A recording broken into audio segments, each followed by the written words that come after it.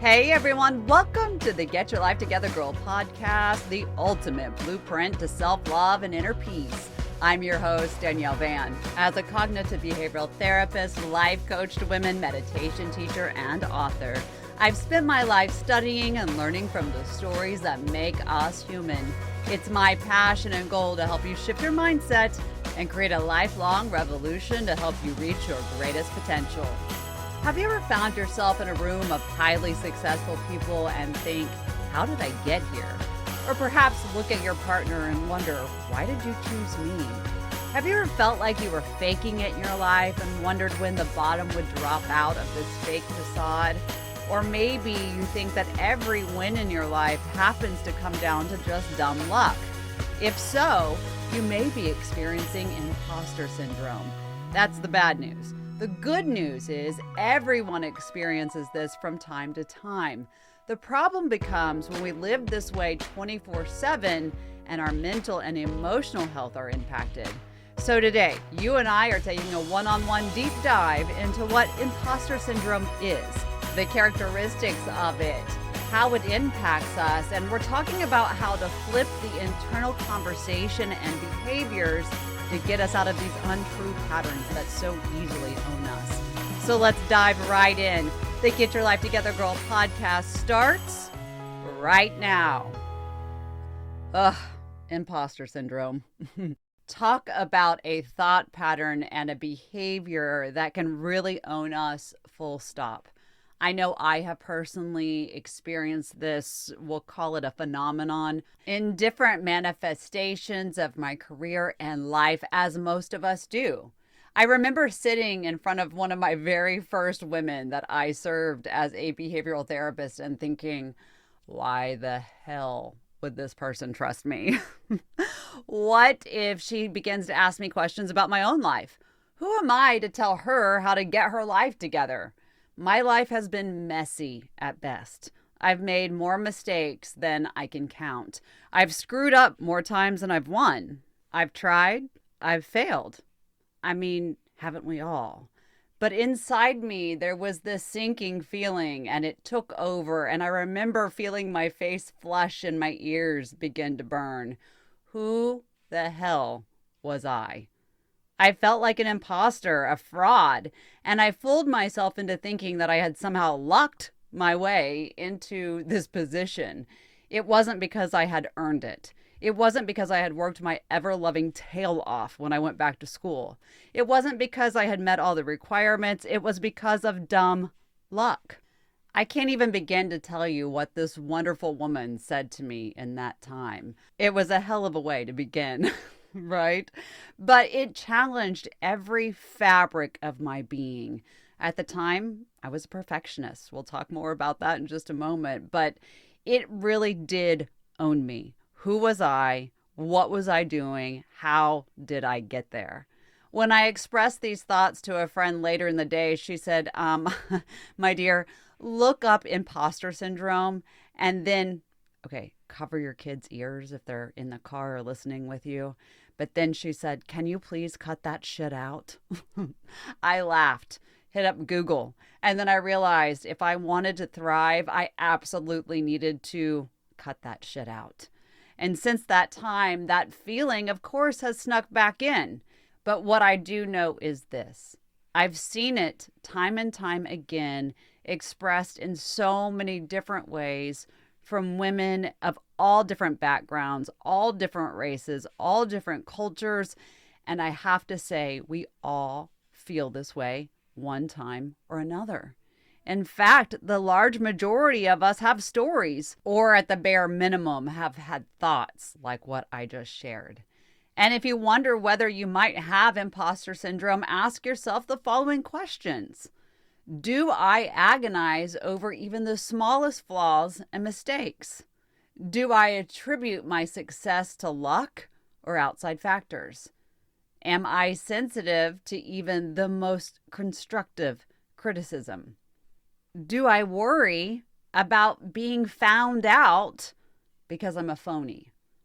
Do I downplay my own expertise, even in areas where I know I have genuine skill? If you can answer one or more of those questions, we still have a lot to talk about. Imposter syndrome is a beast, and it can destroy our potential before we ever get started.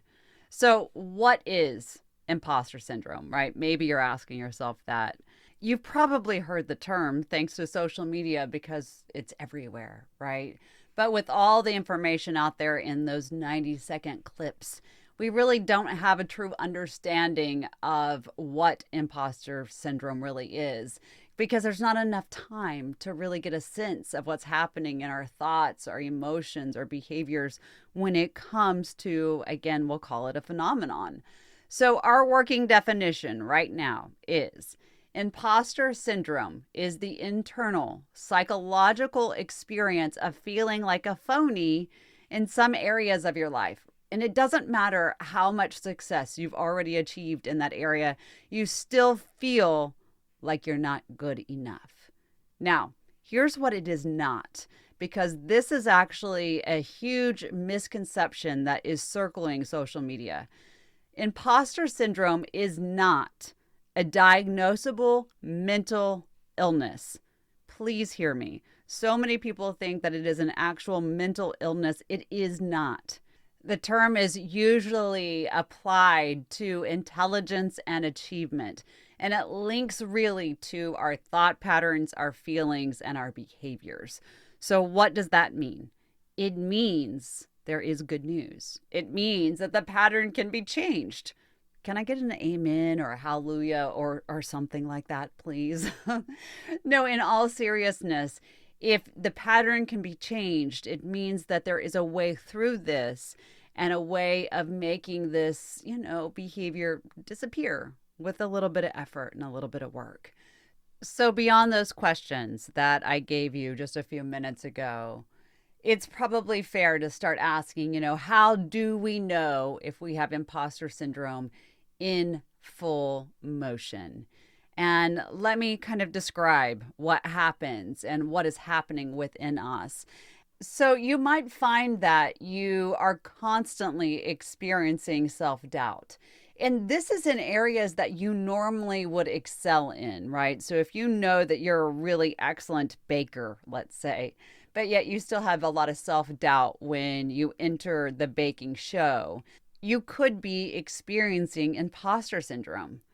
You could also feel a lot of restlessness and nervousness and often have a level of negative self-talk that ties to anxiety and even depression. It's like suffering from a sense of inadequacy and insecurity that makes you feel incapable. Hear those words, feel incapable, not actually being incapable of doing the things that you set yourself up for or, set yourself toward doing. But this feeling of I just can't without any logical evidence to support that. And that incapability can even take us into another place that becomes really dangerous for our mental health. And that is in a spot where we refuse to reach out for help when we need it, right? We just think that we're not capable of getting the help that we deserve or need. And so we don't ask at all. It's like cutting ourselves off at the knees and then forcing ourselves to run a marathon. It's doable, I guess, but damn, it's kind of hard, right? So with that in your thought process, let's talk about the 5 different types of imposters. These are generalizations. I'm going to put that out there right now, but I want to give you some understanding of what we're dealing with when it comes to imposter syndrome and get down into more finite detail. So in no particular order, let's start with, the worst one, perfectionism.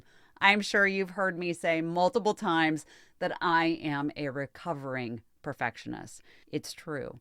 And how I knew I was a perfectionist was when I Googled imposter syndrome and I realized this is me. The perfectionist sets very high goals for themselves and becomes disappointed when the smallest task aren't able to be completed or the smallest mistakes take place. This type of imposter syndrome involves believing that unless you were absolutely perfect in all ways, you could have done better. You feel like an imposter because your perfectionist traits make you believe that you're not good enough or that you're not as good as others may be fooled into believing. It is such a heavy coat to wear, and it takes you down so fast. So fast, in fact, that no amount of positivity can kind of build you back up or make you feel better because you don't believe it. You do not believe that you are worthy and that if you are not perfect, nothing actually matters. It's so daunting. Let's move to the next one, which is the superhero. This is the person that pushes themselves so hard, harder than anyone else does. And it involves believing that you must be the hardest worker in the room and that you have to reach the highest level of achievement possible. And if you don't, or if you can't, you are a fraud. By the way, I should probably mention that these actually cross over, these types of imposters cross over. So if you're hearing some operation of one and you know that you have the operation of another, don't frame yourself into one little box. You can take all the labels here, right? Because we're going to clean them all up. So the next one is the expert. This is the person that is constantly learning. They never want to stop because they don't feel as if they are good enough to serve, or they don't feel like they have enough information to be the expert in a particular subject or a topic. And even if they have worked really hard and mastered one area of it, they feel like they will never reach that rank of expert if they can't learn and be geniuses, right, on all things. Which leads me to the next one, the natural genius. And this is somebody who may feel like they have failed when they don't first succeed on the first attempt. If this is you, you may feel like a fraud simply because you don't believe that you are naturally intelligent or competent. It's like you can't get it right the first time, so why even try? Or it would take too long to master the skills, so you just kind of fake it till you make it. So that makes us feel like an imposter. And lastly, we have the soloist. These are the people who prefer to work alone because they don't want to ask for help and they don't want anyone to poke holes in their knowledge. You can also feel like a soloist imposter if you have reached a certain level or status and you had to ask for help, right? Like we feel like we don't deserve to be here because we had to have a helping hand to get here. Those are really the 5 different types. So are you still with me? Feeling a little called out? Don't worry if you do, because remember, this is not a disorder. This is a thought pattern. This is a behavior, and we can always change those things. So let go of any shame or blame or anything in between that may be coming up. And if you are still questioning, let's go a step further and deep dive into a few thoughts that are fairly common in any form of imposter syndrome. So that first thought that comes up is, what am I doing here? I can't tell you how many times I've asked myself that question in the middle of moments that I absolutely deserved to be at the table. And yet I questioned whether I did. Anyone else? All right. Next, I am not fooling anyone here. This is a massive one. We often believe that others are watching us and narrowing down into our thoughts, and they know how much of a fraud or a fake we feel inside. And that thought process really takes us down. We feel like everyone has an inside intel into our feelings, and that simply isn't true. Another one that I often hear, usually from younger women who don't have as much life experience, but it's still something that comes up a lot. And it is that everyone is smarter than I am. Clearly, everyone has different intellect levels, but everyone being smarter than you, is that true? Of course it's not. The next one downplays your ability and worth, and it sounds like, I guess I just got lucky.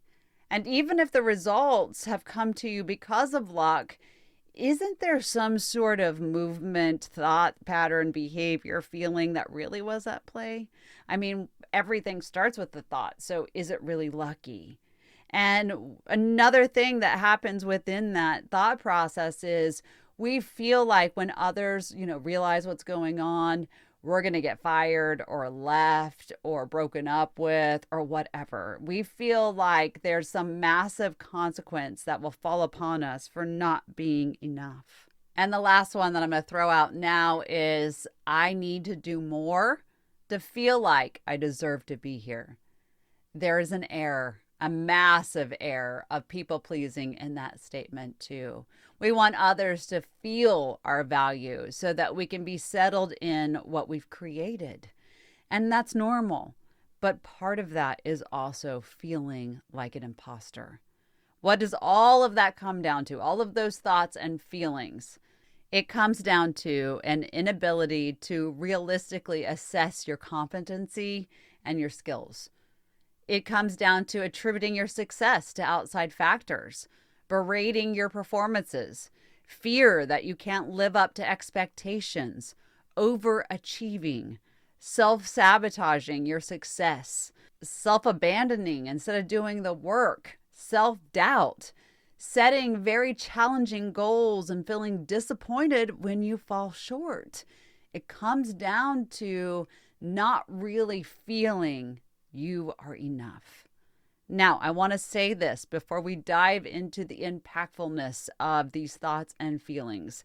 There are some, I was one of them, that use their knowledge, their understanding of feeling like an imposter to fuel their motivation. They use their perceived lack as a way to achieve. Fine, if I can't do this, then I'll do better. I'll do more. On one hand, this is actually a good use of our feelings because they really do push us to create more attention and being more mindful in creating what we want. But, can I scream the but really loud so that I have your full attention? But this type of motivation comes at a cost. And the cost is constant negative thinking. It's anxiety. It's burnout. It's feeling like you have to do more. You have to be over-prepared. You have to work harder, be better, be smarter, do more in the slightest hope that we will succeed. This thinking, this motivation, this behavior, this feeling sets up a vicious cycle in the brain. And this is where these patterns are formed. It sounds like this. The only reason why I did well was because I stayed up all night working. The only reason I got through that moment was because I rehearsed it to death in my mind. We tell our brains that this is how we will handle the next moment that arises that has any amount of semblance. And this is where we begin to respond to the patterns. What does that mean? When we stay in a negative thought, in a negative action, hoping for a positive outcome, we get into a spin cycle. We tell the brain, this is what I want, this is what I need, and then we react. Again, we're looking for safety when it comes to the brain, and safety does not always mean positive. Your brain does not know the difference between positive and negative. It just knows what you feed it. An even greater risk is the more we accomplish in this thought process, the more we feel like a fraud. We cannot internalize the success. We cannot own our moments. We think we got lucky because we over-prepared. We don't look at what really occurred. We actually just prepared. Therefore, we did well because we were ready to be present in the moment. And when we can't internalize success, what happens? We look for outside feedback to validate ourselves. And that doesn't stick either. When we are out of this behavior and this thought process and we own our core beliefs, that core belief that we are strong, that we are good enough, that we do belong. There's nothing that can happen that can offer any evidence to the contrary, even if we do experience hard moments, and even if we have moments of doubt. It's not long lasting. It doesn't stick to our bones the way that these harmful thought processes and feelings do. Now, let's go back to the impact. I want you to think about how impactful these thoughts and feelings are within the 5 areas of our lives that I often call the masters: the mental, emotional, physical, financial, and even spiritual elements of our lives. Many people with imposter syndrome don't talk about it because of fear. What will people think? What will people say? How will this affect me long term? This impacts all of those mastery areas of our lives.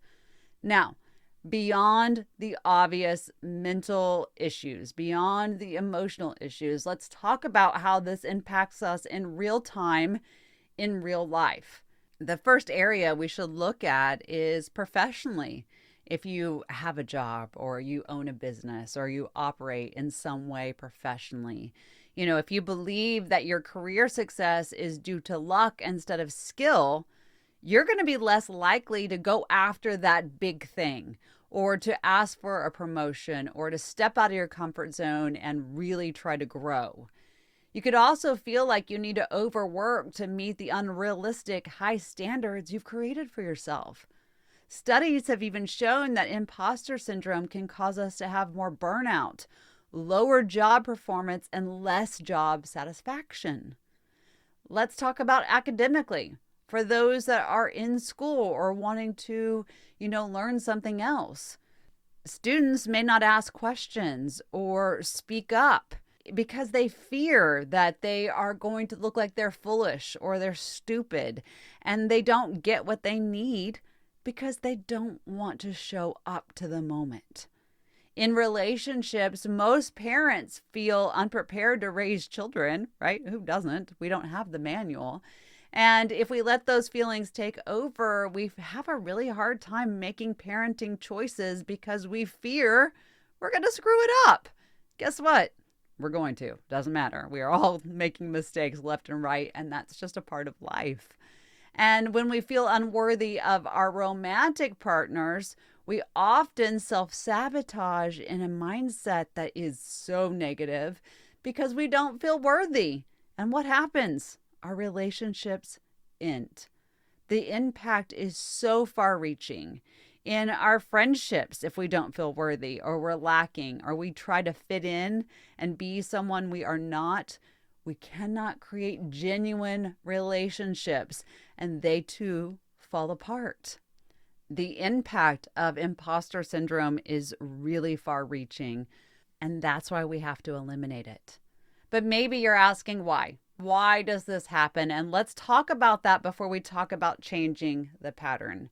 So when I first began to deep dive into this issue, I read all the studies, right? I geek out on that kind of stuff. And so I want to share a little bit of that research with you without boring you, I promise. In the earliest studies, researchers found that imposter syndrome was connected to factors including early family dynamics and even gender stereotypes. For so long, imposter syndrome was only targeted as a female-driven phenomenon. We know that is not true now, but that's really how it was first set up. And we know that it can happen to anyone, anywhere, of all ages, of all genders, of all backgrounds. So let's first talk about the family element. If you had parents who you would call controlling and overprotective, you may actually have this thought pattern, and here's why. You might come from a family that sets the bar so high it's impossible to reach, whether it was about grades or sports performance or any kind of achievement. They began to really place value on the looks and the outcome of your performance. And if that was you, you may have this sense that you have to do more to be accepted. Or You may have had those parents that flipped back and forth between offering praise and being hypercritical. And if you did, I guarantee you at some point, whether in the past or right now, you have some level of perfectionism and lack in your thinking and in your behavior. Okay? I'm just telling you, I know. Trust me. We can also even experience this if we had high levels of abuse or high levels of conflict with little to no support for us as the child. You can experience imposter syndrome because of these things. And you can often wonder, how did you get where you are when you came from where you did? Right? We question our worth and our deservings because of the way we were raised. We can even see this within our work environment or even in the new opportunities that show up in our lives. I had one lady that I worked with last year, and she came to me because she felt tremendous pressure to succeed in her new job. For the first time ever, she was leading a team, and the pressure was so high, it was causing anxiety. She had never been in the division that she was leading. She had never really worked on the material that they were, producing. She had really high anxiety, insecurity, tension, fear, and her belief in herself sank while her perfectionism grew off of the charts. It was nasty, but we cleaned it up, right? Because it's a behavior, not a mental illness. And then the last reason, at least for today, is that many people have social anxiety. And this is a huge factor. Imposter syndrome and social anxiety can often overlap. A person with social anxiety may feel as though they don't belong in certain circumstances while they're reaching for the mask to put on so that they fit in. You might be in a conversation with someone and feel as though they're going to discover your social ineptness, right? Or your incompetency. There's something else that even happens here too. And sometimes this anxiety and these masks become so heavy, we begin to overshare in hopes of either locking down the friendship or, scaring them away. This is me. This is who I am. And so take it all. And while the social anxiety can definitely fuel imposter syndrome, I want you to realize that not everyone who has imposter syndrome has social anxiety and vice versa. I have to make that clear, right? But I just want you to be aware that it's definitely there. Whenever you have social anxiety, you can feel this lack of confidence and competency. And then we just encode this message of not enough over and over again. With all of that, how do we cope? How do we change the rhythm of these feelings and these thoughts? We have to go to round 2 of difficult questions. I love good hard questions. But the reason why is because it forces us to sit. It forces us to weed through the mistruths that we tell to ourselves and get down to the real facts. It makes us show up for ourselves. It makes us say, you know what, I may be uncomfortable, but damn it, I'm going to do the work. And so let me give you round 2 of the questions that you need to ask yourself. And you might want to grab a pen or bookmark the time that you're at right now and let all of these soak in. Okay? So here they are.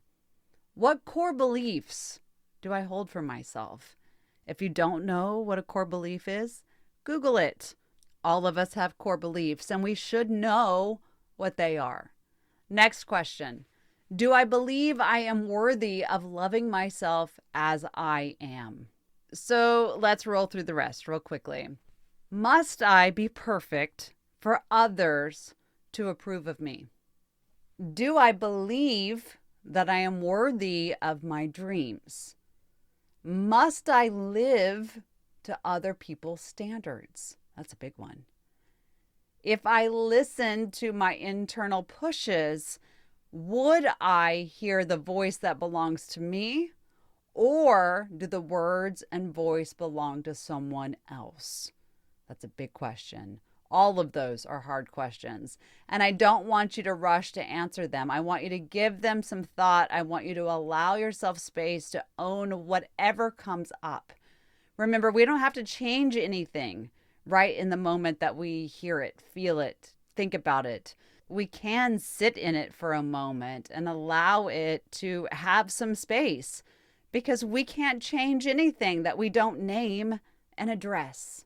But to move past anything, especially these feelings, you have to get comfortable in confronting some deeply ingrained beliefs that you hold about yourself, that you hold about your life, that you hold about the world. And this exercise can be hard because you might not even realize that you are holding on to things that are not working for you. And once you answer those questions, you'll know, right? If you actually do the actual work, you'll know. And here's some techniques that I want you to match to whatever comes up, to whatever you need and however you're going to process it. So let's start with the tool that is, most important in all of this, and it is to share your feelings. That's a hard one. It's a very hard one, but you have to get uncomfortable.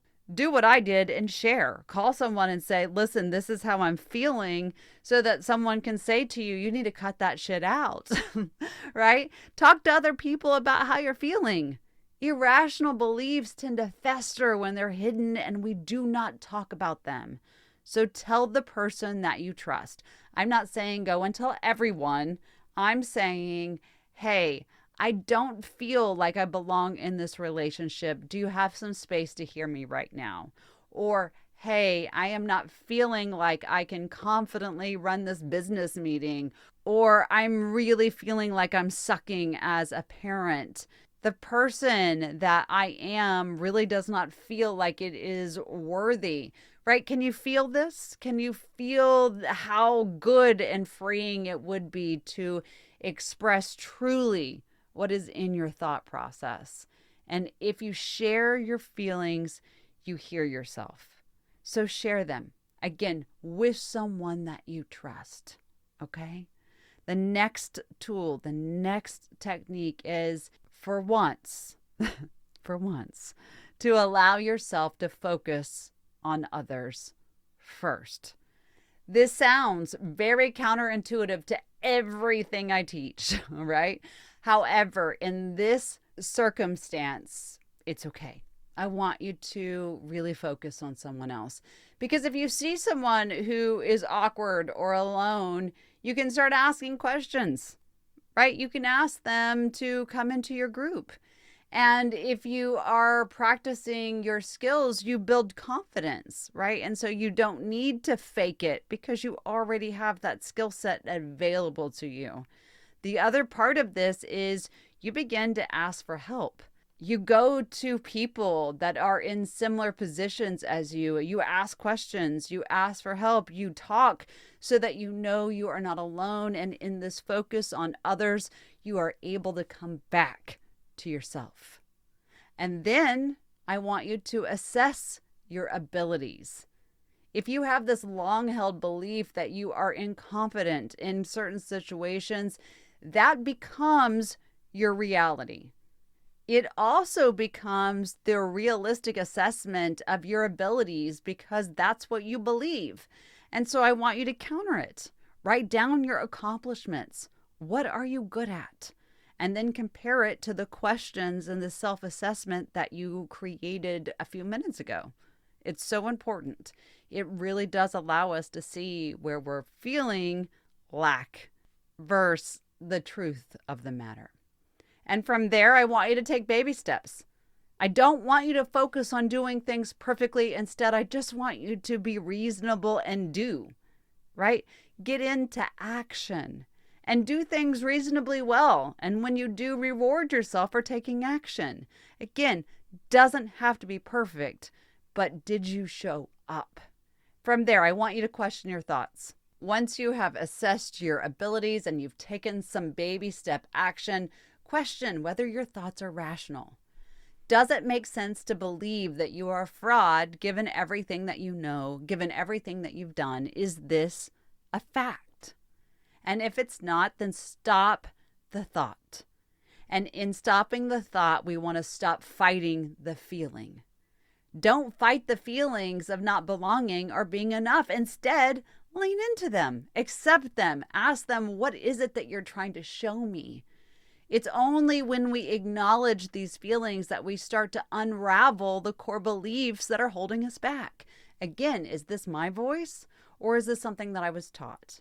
Is this a past experience in action, or is this a moment where I don't have enough information? These are the things we ask ourselves. And in all of that, we refuse to let our thoughts and our feelings hold us back. No matter how much we may feel, no matter how big of a fraud that we feel that we are, no matter why we think we do not belong, we do not have to allow these things to stop us from pursuing our goals. We have to keep going. We have to refuse to stop. From there, how do we change the behavior? By changing the thought. This is a big one. I want you to create reminders.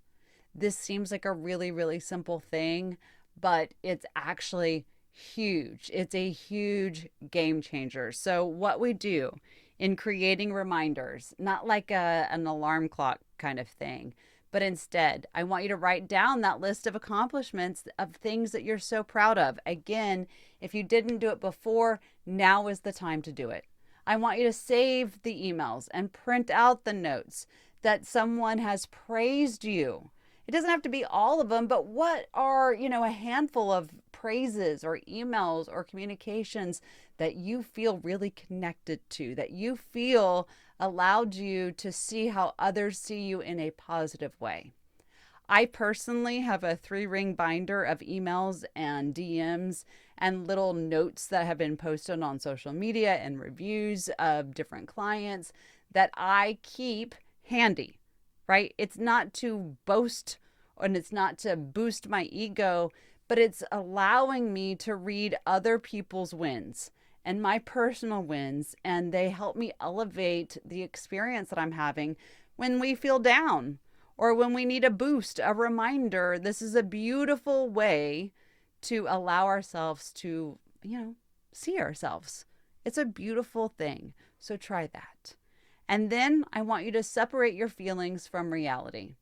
If you know you are prone to imposter feelings, mentally prepare for them. Be ready to observe and to respond to them. Realize that they are really just emotions that lead to feelings. Remember and remind yourself that you are capable of anything you so desire and that you do belong in the rooms that you find yourself in. And from there, quit the comparison. That again seems very counterintuitive to what I said about focusing on other people. Focus and comparison are two very different things. Focus is, I see what you're doing, I understand, I feel like it is a good example. Comparison is the measuring stick in which we use to judge ourselves based on someone else's accomplishments. We see this in social media every single damn day. We use someone's reel as the highlight of what they are, what they stand for, what they live, and we compare our own reality. It's best that we don't do that. Those aren't reality, and they keep us from living within our reality. So quit the comparison. Know the difference between focus and comparison. And then understand the syndrome. Keep in mind that actual frauds don't have imposter syndrome. The very fact that you may feel like you have imposter syndrome means that you're not an imposter, right? You just need to maybe kick up your confidence and own your greatness. So I want you to understand, where do you fall in those 5 imposter categories? How does it show up for you? Why? In what situations is it showing up for you? And then create a plan to kick up that confidence and do something about it, right? And then talk to someone. Your friends and family can help normalize your feelings and remind you that your fears are not real. They have true based evidence as to what you've done and what you haven't done. Or, book an appointment with me or another therapist who can help you create internalized, individualized tactics to help you get out of these feelings, right? There's no shame in that. So ask for help. It's important. The other piece is to accept that no one is perfect. So we have to stop setting unrealistic goals. Understand that hard work leads to good results, even when you're not perfect. Imposter syndrome can own us all. It can take us down. But the steps to solving it, the steps to changing it is to recognize it, understand where we fall, asking ourselves the hard questions, knowing that our beliefs matter, that our thoughts and feelings matter, and then changing them, right? Getting into a space where we own our truth and we quit the comparison. We talk to people. We realize that perfectionism isn't serving us, and we choose something different for ourselves. When we realize that our feelings are showing up in a way that help increase our thought process and decrease our behaviors, we begin to trust ourselves. We begin to have inner peace. We begin to have alignment of self-love in our mind, body, and spirit. We begin to own our greatness. Yes, it is hard sometimes, but we can change the rhythm. We can change the way we show up. And if none of those other questions worked for you, if they felt too damn hard to tackle, go back to the 4 questions that I always ask. What do I want? What do I need? How do I want to feel? How will I get there? When you ask those questions, you set a parameter, a boundary line, if you will, of permissions in your mind that say, I am worthy and I am going to show up as my authentic self. No mask needed, right? No need to hide. No need to push ourselves to an oblivion. No need to feel like an imposter. No need to live like we are not deserving. You are deserving. You are capable of living the life that you want without having to try to hide, without trying to be more than, to hustle and to continue to burn out. You deserve to feel your best. And doing so is an essential step into getting your life together, girl. Thank you so much for listening to the Get Your Life Together Girl podcast. If you've enjoyed these tips for bettering your life and are seeking daily inspiration and additional tools and tips, follow me on social media at Get Your Life Together Girl on Instagram, Facebook, or TikTok. You can also visit my website, getyourlifetogethergirl.com, to see the show notes, more about our women's circle, get some merch, and even see different blog episodes to help you get your life together in a whole new other way.